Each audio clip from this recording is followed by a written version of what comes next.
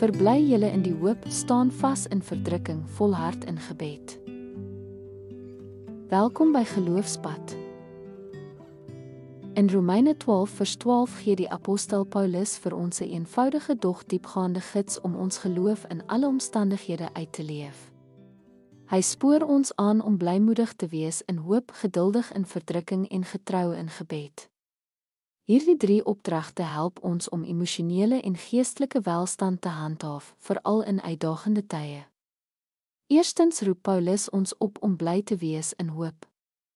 Ons hoop as Christene is nie gebaseer op aardse omstandighede nie, maar op die beloftes van God.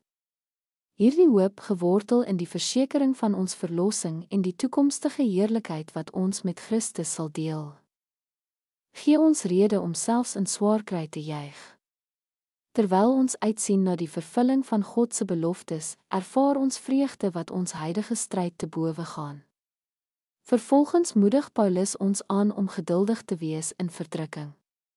Beproewinge en lyding is onvermydelik in hierdie lewe, maar dit is tydelik. Ons geduld in lyding weerspieël ons vertroue in God se soewereiniteit en in die ewige heerlikheid wat op ons wag.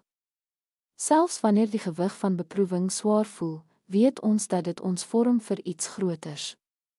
Ten slotte spoor Paulus ons aan om getrou te wees in gebed. Gebed is nie net 'n hulpmiddel vir tye van nood nie, maar 'n voortdurende oefening wat ons verbintenis met God versterk. Terwyl ons volhard in gebed en op sy getrouheid vertrou, bly ons geanker in die hoop van sy beloftes, selfs wanneer antwoorde vertraag lyk. Hierdie 3 praktyke, jubel, wag en bid, is die grondslag van 'n lewe wat in die hoop van Christus geleef word. Hulle hou ons gefokus op die ewige terwyl ons die uitdagings van hierdie wêreld navigeer. Kom ons bid. Here, dankie vir die hoop wat ons in U het.